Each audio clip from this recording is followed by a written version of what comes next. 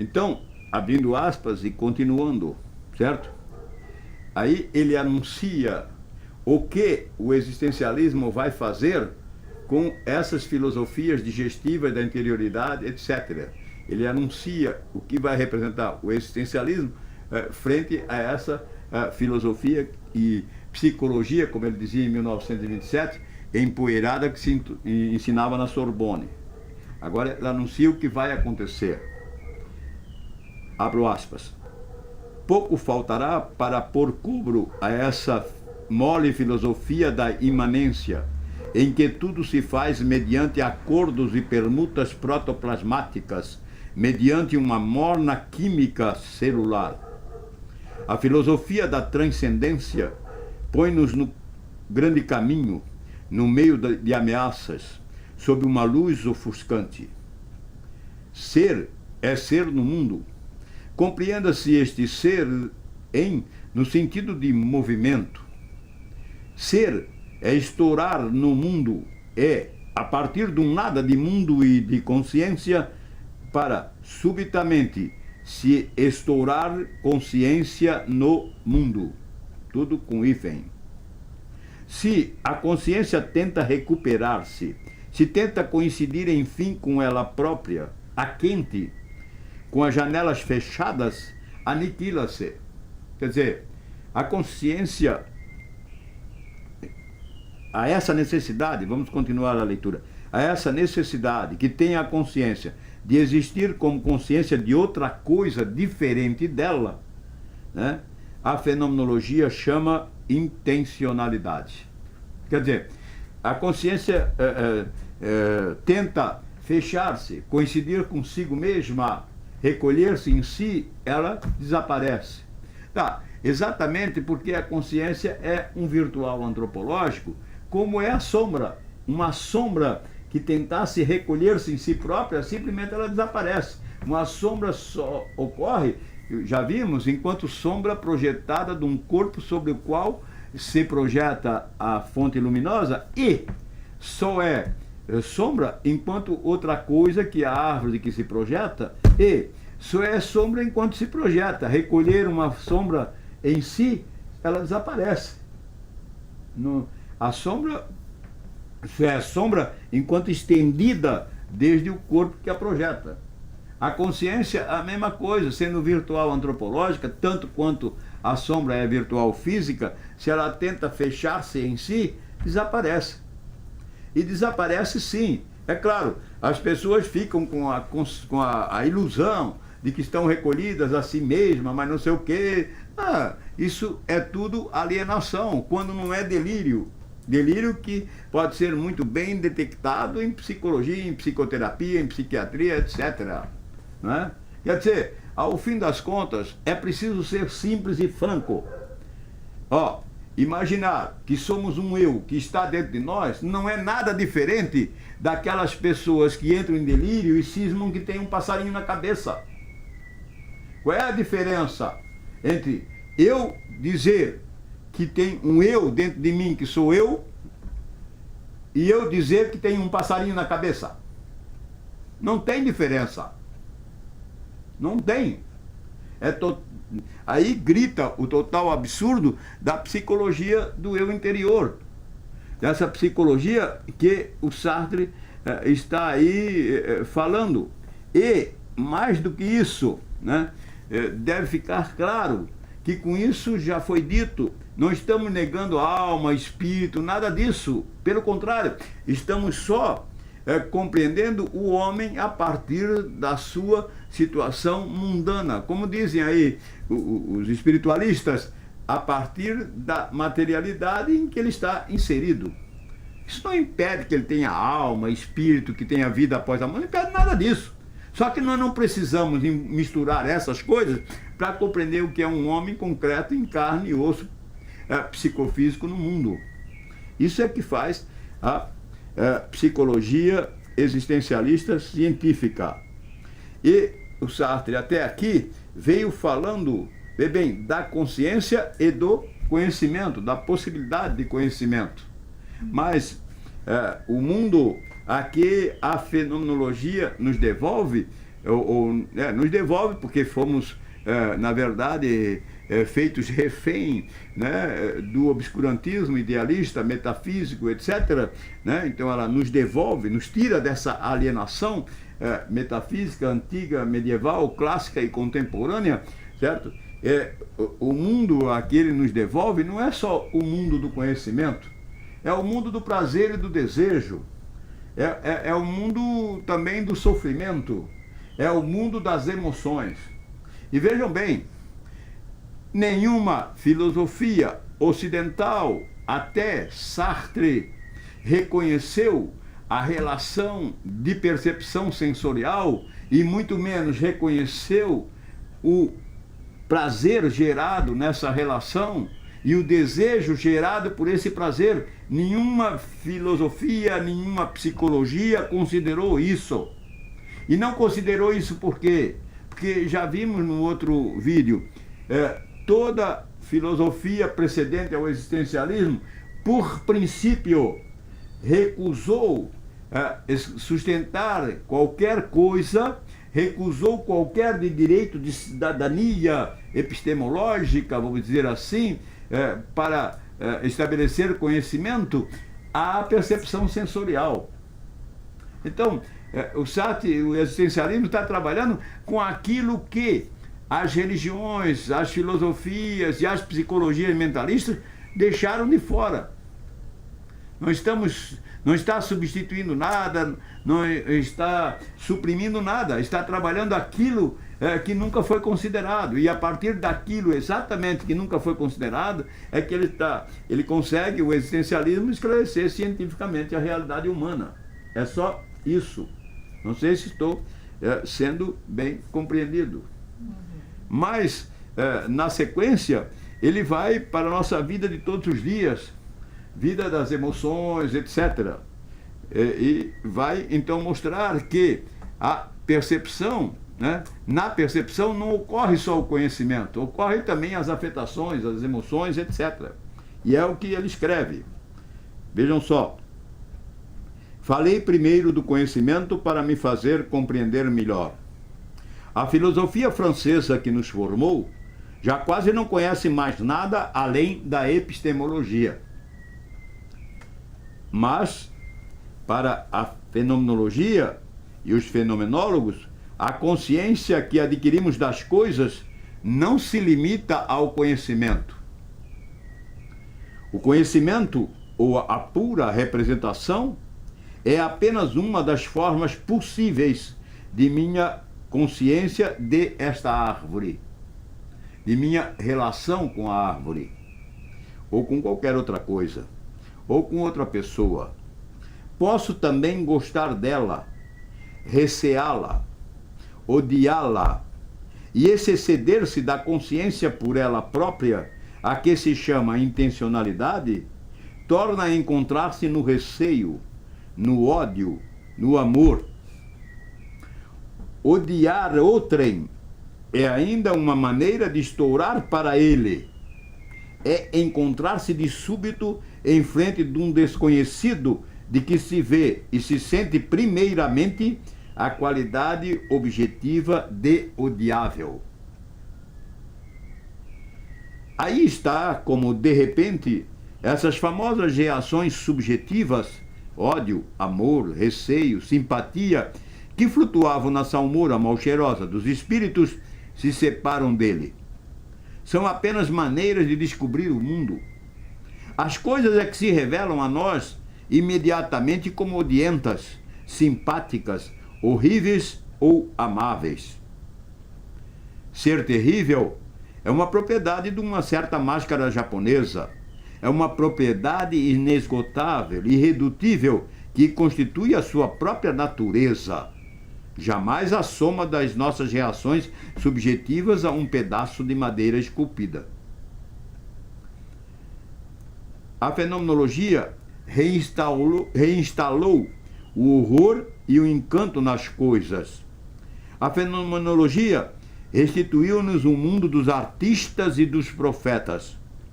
Hostil, perigoso, com ancoradouros de amor e de graça. A fenomenologia preparou o terreno para um novo tratado das paixões que se inspiraria nessa verdade tão simples e tão profundamente desconhecida pelos nossos requintados. Se amamos uma mulher, é porque ela é amável.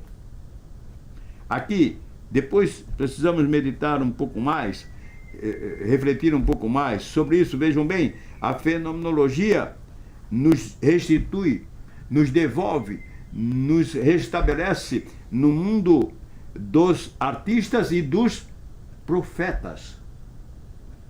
Sartre celebrando o retorno ao mundo dos profetas. Vejam bem o que isso significa. Precisamos trabalhar um pouco mais sobre isso, tá? Depois, inspira, né, nessa verdade tão simples, segundo a qual amar uma mulher é porque ela é amável, certo? Nessa verdade tão simples, estabelecer uma nova compreensão das paixões.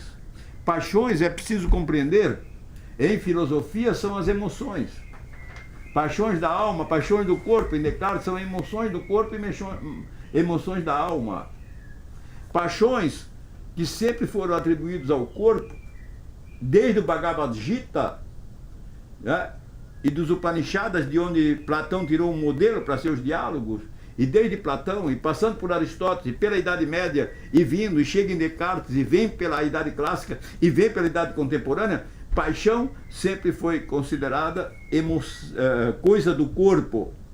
E essa coisa do corpo era coisa, né, do demônio, porque na filosofia da Idade Média, da Idade Clássica e da Idade Contemporânea, quem quiser dizer que na Idade Clássica não é assim, que leia o Canguilhem no Normal e Patológico, onde ele vai assinalar nas suas pesquisas, mostrando que Canguilhem, que é doutor em filosofia e doutor em medicina, e por isso teve a competência para escrever o Normal e Patológico, à sombra da qual o Foucault ficou a vida inteira e não produziu, não acrescentou uma vírgula.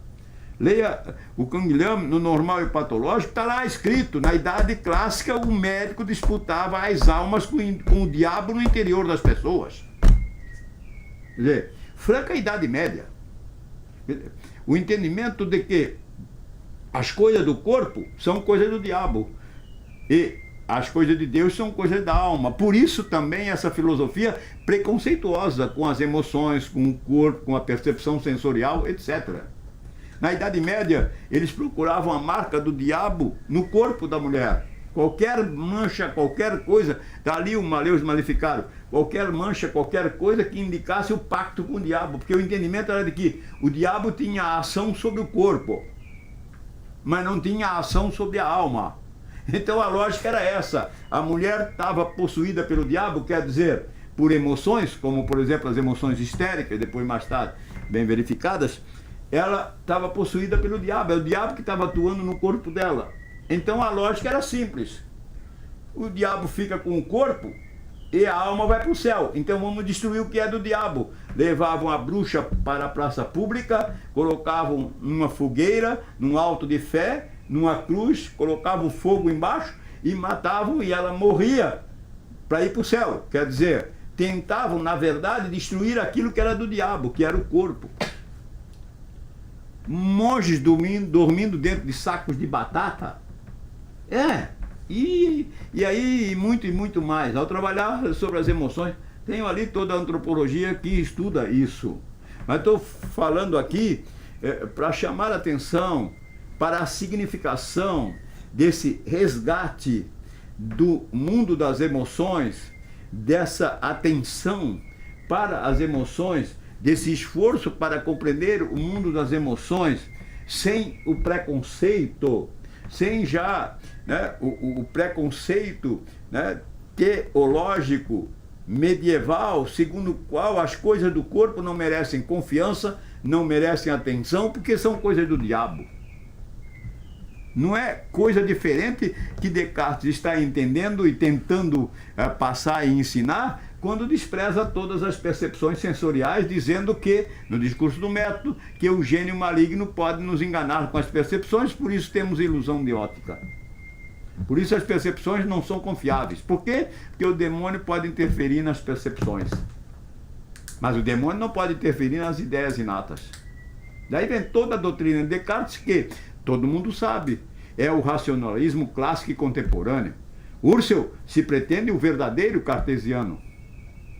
A síntese da sua metodologia ele fez em 1928 num curso que lecionou em Paris e que chamou de Meditações Cartesianas, mostrando que ele estava realizando o sonho de Descartes, qual seja alcançar o alto expor-se da razão, a iluminação racional. Isso Husserl. Por isso que o Sartre recebe a fenomenologia de Husserl, mas recebe só a proposta, porque o restante ele vai reformular, vai restabelecer.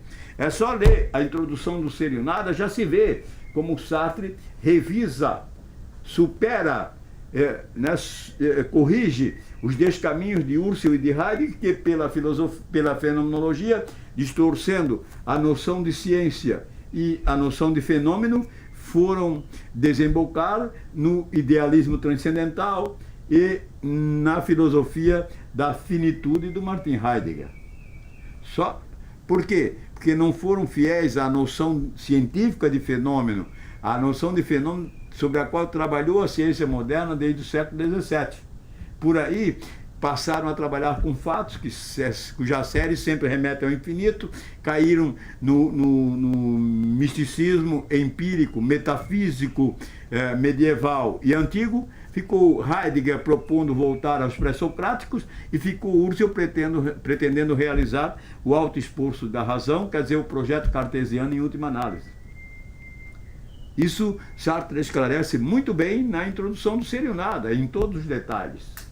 Tá, estou dizendo isso porque esse manifesto de Sartre se chama A Intencionalidade, uma ideia fundamental da fenomenologia de Husserl. Então dá a impressão de que Sartre foi um discípulo de Husserl. Não, não foi. Não foi um adversário de Husserl também. Sartre quando recebeu a fenomenologia de Husserl, já estava há 6 anos se batendo com a Simone de Beauvoir para achar uma metodologia para superar a psicologia empoeirada que se ensinava na Sorbonne. Se batia com isso desde 1927. E em 1933, o Raymond Aron, que foi sargento instrutor dele quando ele serviu às Forças Armadas Francesas, em 1929, o Raymond Aron, que esteve aí na USP lecionando e tudo mais, o Raymond Aron falou para ele de como era a fenomenologia de Husserl, que era descritiva, dizendo a eles, a Simone de Beauvoir registra isso muito bem, tomamos um coquetel de abricó, diz ela, e o Aron disse para o Sartre, meu amigo, você pode descrever essa taça tal como ela é, e isso é fenomenologia. A Simone diz que o Sartre entrou em euforia, saiu dali, comprou no primeiro lugar que conseguiu o livro de Levinas sobre a fenomenologia e saiu lendo, andando e lendo pelo Montparnasse em fora, né? Como a gente costuma fazer, né? Pega o livro, vai lendo, põe a mão na frente e vai embora, né? Empolgado com a possibilidade descritiva da fenomenologia. Aí é que Sartre se lançou para o estudo da fenomenologia. Aliás, ele foi para Berlim substituindo, quer dizer, o Raymond Aron acabou o seu estudo, o Aron tinha vindo de Berlim, estava fazendo seu pós-graduação em Berlim, o Raymond Aron acabou seu pós-graduação e, continuando, é claro, aproveitando a bolsa que ficou disponibilizada com o Aron concluindo o seu curso, o Sartre conseguiu, pelo Instituto Francês de Berlim, né, fazer o seu pós-graduação. Foi assim que ele foi para a fenomenologia de Husserl, porque o Aron chegou e disse, meu amigo, fenomenologia é descrever, é observar e descrever. Você pode descrever essa taça aí e você está esclarecendo a taça. Isso é fenomenologia. Aí ele se rendeu à fenomenologia. Entretanto, ele já conhecia a fenomenologia de 1927, quando ajudou na tradução para o francês do Psicopatologia Geral do Karl Jasper, em que o Jasper trabalha com a psiquiatria compreensiva e coisa assim, certo? Ele conhecia a fenomenologia já de 1928, quando Leon Brunswick e Henri Bergson, que ganharam o Prêmio Nobel de Literatura para combater o pensamento científico no interior da Sorbonne, chamaram o Husserl para proferir Meditações Cartesianas, quer dizer, a síntese da metodologia de Husserl. O Sartre já sabia quem era Husserl naquele momento. Tanto sabia, está registrado ali nos diários da Simone. O Merleau-Ponty foi, a Simone de Beauvoir foi, o Sartre não quis ir. Mais do que isso, eles foram chamados, convidados pelo Brunswick para ir assistir ao curso de Husserl. Simone de Beauvoir foi e assistiu. Merleau-Ponty foi. Sartre se recusou a ir. Já sabia o que era a fenomenologia de Husserl e onde ela levava. Mas não tinha estudado, né? E não se havia dado conta dessa possibilidade descritiva da fenomenologia, que ao fim é a propriedade descritiva da ciência. Foi com isso que ele se empolgou e por isso que ele foi estudar a fenomenologia na Alemanha. Disse, bom, então eu quero aprender mais essa metodologia. Chegou lá, descobriu Husserl e Heidegger totalmente equivocados. Ele começou com a contestação, quer dizer, a superação de Husserl, aproveitando a proposta com a transcendência do ego. Começou aqui ele já faz a contestação e mostra como é desnecessária, inútil e insustentável cientificamente o eu transcendental de Husserl. Começa aqui toda uma superação da fenomenologia de Husserl, certo? Então, e aí que é preciso então compreender que e ter presente que esse manifesto é de 1934. Sartre, tá? Em 1939, Sartre não escreveria mais isso, porque aí ele já tinha passado pela fenomenologia de Husserl, já tinha escrito uma crítica séria à fenomenologia de Husserl, que a gente encontra no final do livro L'Imagination, que é de 1935. Já teria escrito o Transcendance de l'Ego, que estava escrevendo ao mesmo tempo que esse texto. Quer dizer, mais uma vez, Sartre não é discípulo de Husserl. Tá? Mas continuando, então, ali, se ama uma mulher é porque ela é amável, quer dizer, a atração, né, seja de que tipo for, é atração porque há um objeto atraente e um sujeito capaz de ser atraído. Claro que um repolho não ama, né? É óbvio, certo? Então, aí está a realidade. Então, bem, isso aqui supera todo o freudismo que vem dizer que eu me atraio por uma mulher porque eu tenho um problema mal resolvido com a minha tia, com a minha mãe ou com a avó, sei lá de quem queira.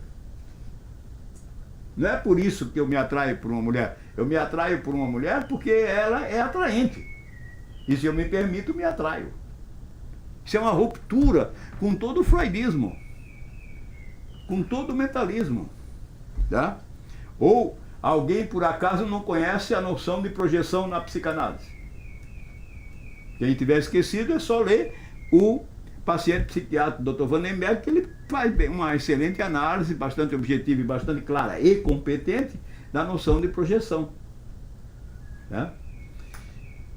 Então, aí Sartre celebra: eis-nos libertos de Proust, libertos ao mesmo tempo da vida interior. Em vão procuraríamos como Amiel, como uma criança a quem se beija o ombro, as carícias, os carinhos da nossa intimidade. Porque, no fim das contas, tudo está fora. Tudo. Até nós próprios. Fora, no mundo, entre os outros. Não é em nenhum refúgio que nos descobriremos. É na rua, na cidade, no meio da multidão, coisa entre as coisas, homem entre os homens. Sartre, janeiro de 1939, pela data da publicação. 1934, pela data de produção desse texto. Nessa última frase está delineada toda a prática psicoterapêutica da psicologia existencialista científica. Não é em nenhum refúgio que nos descobriremos. É na rua, na cidade, no meio da multidão, coisas entre as coisas, homem entre os homens. Pois é exatamente aí que buscamos o paciente com seus acessos perante os outros, na rua, no trabalho, na multidão, na sozinhez, lá onde estiver, no seu clima antropológico, né? No seu contexto sociológico, nas atmosferas de percepção em que são disparados esses acessos, certo? É ali que nós vamos buscar o conhecimento para compreender o que está ocorrendo com uma personalidade e para intervir. E a intervenção não vai além de levar o sujeito a tomar posição de sujeito no mundo, de sujeito frente aos outros e às coisas, de sujeito do seu desejo e do seu projeto, né?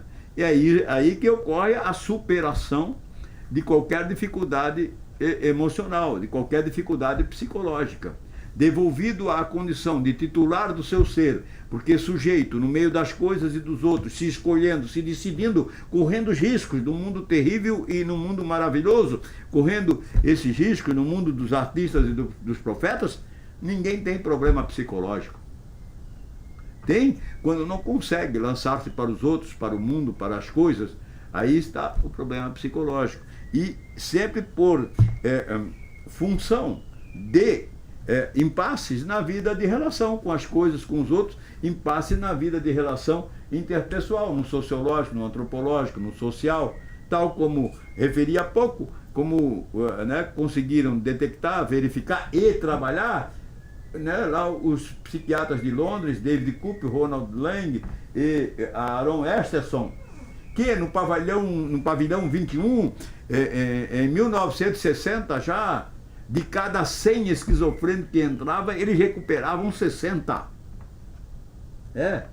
De cada 100, eles recuperavam 60. E como é que eles trabalhavam? Trabalhavam a partir dessa compreensão, de que é no meio da rua, no meio das coisas, nas relações concretas com os outros, que se constitui a personalidade, e o problema psicológico é desdobramento do que está acontecendo ali, no seio da família, nas relações interpessoais, etc.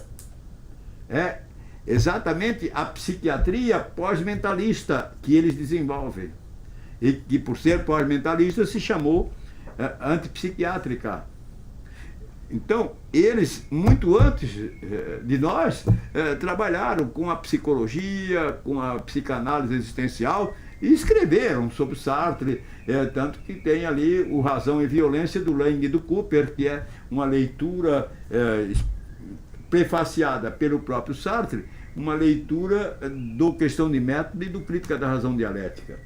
Isso para deixar claro que não somos ninguém que descobriu a pólvora, não somos únicos, nada disso. Estamos simplesmente estudando, aproveitando, utilizando, conhecendo, aplicando a filosofia, a antropologia e a psicologia de Jean-Paul Sartre, que ao final das contas, como vimos no último seminário, ele próprio aplicou, trabalhando o caso de Genet, o caso de Flaubert, a sua própria biografia e assim por diante. E outros tantos aplicaram, como ali mostra o Lang, o Cooper e tal, no Eu e os Outros, no Eu Dividido, Política da Família e tantos outros textos que podemos ler e com que nos podemos ocupar depois. E todos eles trabalham nesse plano aqui, não é em nenhum refúgio, não vou procurar o homem, dentro do homem, nada disso. É na rua, na cidade, no meio da multidão, coisa entre as coisas, homem entre os homens. Todos eles trabalham nessa perspectiva, que está aqui no final do Manifesto Filosófico de Sartre, que estabelece o delineamento para toda a psicologia e psicoterapia existencialista científica e para a própria psicanálise de que nos estamos ocupando nesses seminários. Então, considero passado para uma primeira leitura o Manifesto Filosófico de Jean-Paul Sartre, a intencionalidade, uma ideia fundamental da fenomenologia. Vou fechando esse vídeo por aqui, Então vamos retornar no próximo, possivelmente com questões, debates, reflexões, com a participação de vocês, e que nós vamos, claro, gravar para oferecer aos que nos dão a satisfação e a homenagem de nos acompanhar por esse canal do Nuca na internet. Muito obrigado, até o próximo vídeo.